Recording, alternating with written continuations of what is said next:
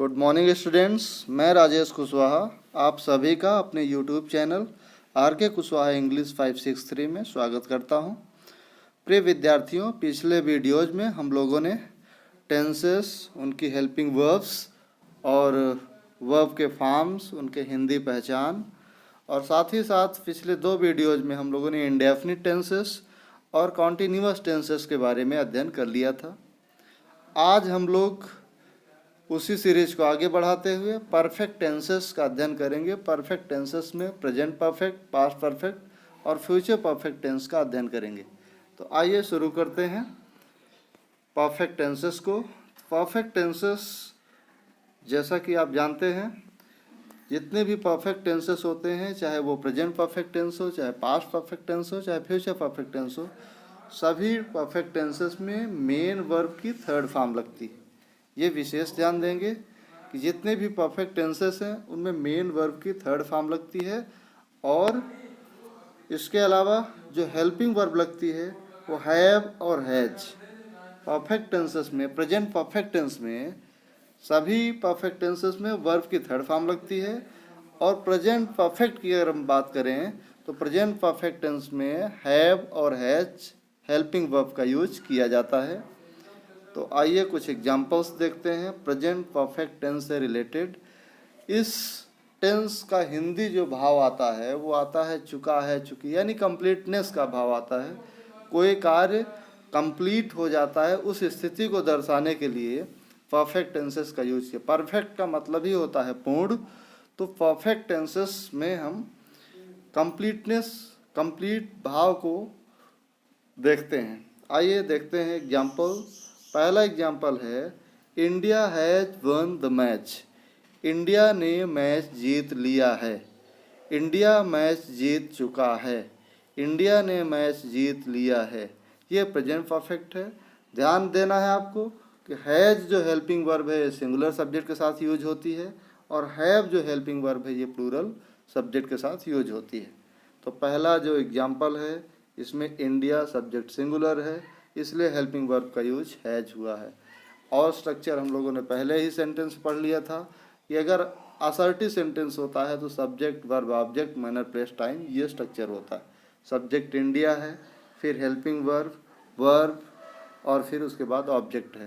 तो इस तरह से ये जो सेंटेंस है, जो एग्जाम्पल हमारे पास है, India has one the match, यह एग्जाम्पल प्रेजेंट परफेक्ट टेंस का और असर्टिव के अंतर्गत अफर्मेटिव सेंटेंस। दूसरा सेंटेंस देखते हैं, I have completed my work. I के साथ हैव का यूज किया जाता है। कंप्लीटेड वर्ब का थर्ड फॉर्म, जैसा कि पहले बताया था मैंने। My work object. I have completed my work, मैंने अपना काम समाप्त कर लिया है या मैं अपना काम समाप्त कर चुका हूँ। Third sentence is she has sung a song in the school. She has sung, उसने गाया है। अ सॉन्ग, एक गाना गाया है। सी हैज, सी सिंगुलर नंबर इसलिए हैज लगा है। संग वर्ब है, अ सॉन्ग ऑब्जेक्ट है, इन द स्कूल ये प्लेस है। तो जैसा कि हमने देखा था उसमें असर्टिव सेंटेंस का structure subject, verb, object, manner, place, time. Place यहाँ पर आया हुआ। चौथा सेंटेंस देखते हैं, they have not finished their journey. They have not, not यहाँ पर आ गया है, यानी ये असर्टिव के अंतर्गत निगेटिव सेंटेंस, और निगेटिव सेंटेंस है तो नॉट लगेगा। तो they have not finished their journey, उन्होंने अपनी जर्नी पूरा नहीं की है। उन्होंने अपनी यात्रा अभी ख़त्म नहीं किया है। वे अपनी यात्रा ख़त्म नहीं कर चुके हैं या किए हैं, लगभग वही सेंस आ रहा है। तो ऐसे सेंटेंसेस में हम इस तरह से इसका भाव निकालेंगे। आगे देखते हैं, पांचवा एग्जाम्पल है। पांचवा एग्जाम्पल इंट्रोगेटिव सेंटेंस से है, how have you played the cricket. आपने क्रिकेट कैसे खेला है। How have you played the cricket. How have you played the cricket, आप क्रिकेट कैसे खेल चुके हैं या कैसे खेले हैं। ये भाव आ रहा है इस सेंटेंस का। हम जानते हैं कि जो क्वेश्चन, इंट्रोगेटिव सेंटेंस का जो स्ट्रक्चर होता है, question word, helping verb, subject, verb, object, manner, place, time, तो सेम स्ट्रक्चर यहाँ दिया हुआ है। छठवां सेंटेंस जो कि यस और नो आंसर टाइप क्वेश्चन है, has he sold his house, क्या उसने अपना घर बेच लिया, ऐसे सेंटेंसेस की हिंदी मीनिंग क्या से शुरू होती है। तो इस तरह से हम लोगों ने प्रेजेंट परफेक्ट टेंस का अध्ययन किया। आगे चलते हैं और पास्ट परफेक्ट टेंस का अध्ययन करते हैं। पास्ट परफेक्ट टेंस में हम लोग देखेंगे कि helping verb past perfect tense में केवल हैड का यूज होता है और इसके अलावा वर्ब का थर्ड फॉर्म लगता ही लगता है। तो देखते हैं हम लोग पास्ट परफेक्ट टेंस में हेल्पिंग वर्ब हैड है, वर्ब का थर्ड फॉर्म लग रहा है। पहला एग्जांपल देखते हैं, India had won the match, India match जीत चुका था या जीत लिया था। दूसरा sentence, I had completed my work, मैंने अपना काम कंप्लीट कर लिया था या मैंने अपना काम समाप्त कर लिया था, कर चुका था। उसी तरह इसमें सिंगुलर प्लूरल से समस्या है नहीं, क्योंकि केवल और केवल हेल्पिंग वर्ब हैड है। सिंगुलर के साथ भी हैड और प्लूरल के साथ भी हैड का यूज किया जाता है। सी हैड संग a song in the school, उसने स्कूल में एक गाना गाया था या वह स्कूल में गाना गा चुकी थी। चौथा सेंटेंस है, they had not finished their journey, उन लोगों ने अपनी यात्रा ख़त्म नहीं किया था या वे लोग अपनी यात्रा ख़त्म नहीं कर चुके थे। ये भाव आएगा, निगेटिव सेंटेंस है ये।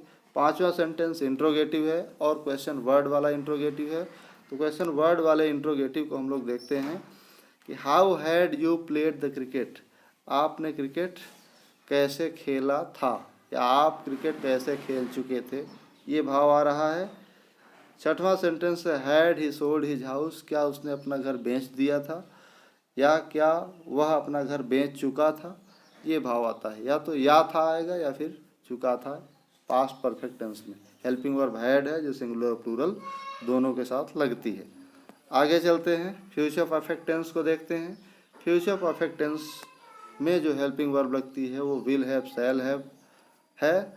और पहले से ही हम लोगों को पता है कि शैल हैव का यूज आई और वी के साथ और विल हैव का यूज बाकी सब्जेक्ट के साथ किया जाता है।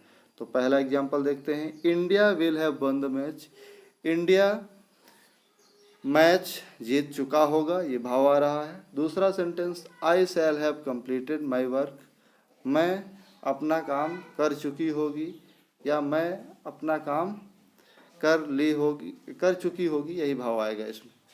तीसरा sentence, C will have sung a song in the school, she will have sung a song, she will have sung a song in the school, will have shall have, यहाँ she लगा इसलिए will have.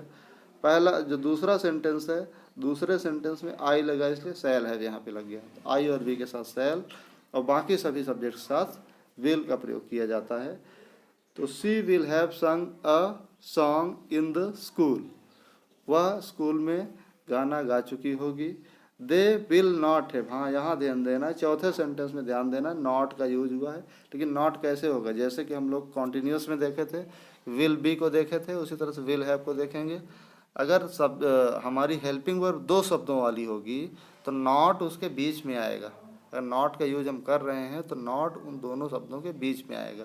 तो they will not have finished their journey, वे लोग अपनी यात्रा समाप्त नहीं कर चुके होंगे, ये भाव इस सेंटेंस का आ रहा है। पांचवा सेंटेंस देखते हैं, how will you have played the cricket, आप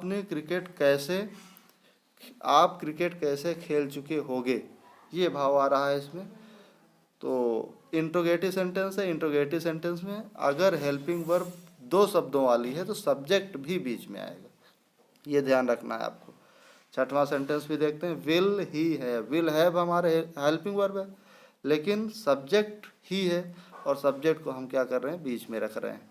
तो will he have sold his house, क्या वह अपना घर बेच चुका होगा, क्या वह अपना घर बेच चुका होगा, इस तरह से ये भाव दिख रहा है। चुका चुकी का भाव दिख रहा है।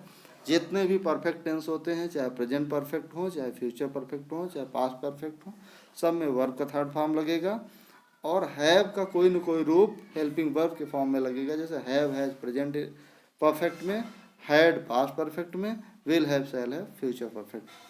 तो आशा है कि आप लोगों को ये समझ में आया होगा। अगर एक बार में समझ में नहीं आया तो वीडियो को फिर से देख लीजिए और अच्छे से इसका अध्ययन करिए।